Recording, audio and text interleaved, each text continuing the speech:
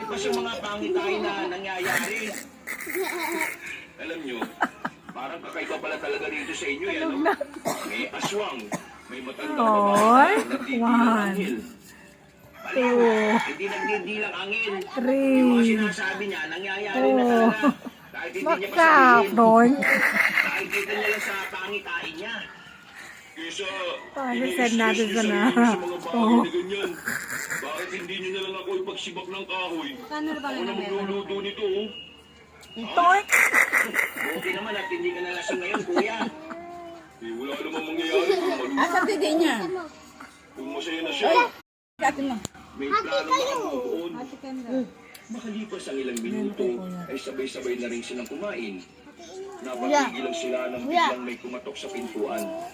Hindi daw. Nakita nila ang babaeng si Mika. Didi daw.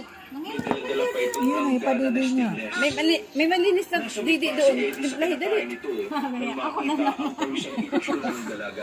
Surut siya ng didi. Hindi, kung siya nga sasabihin nito. Me! Bakit? Didi.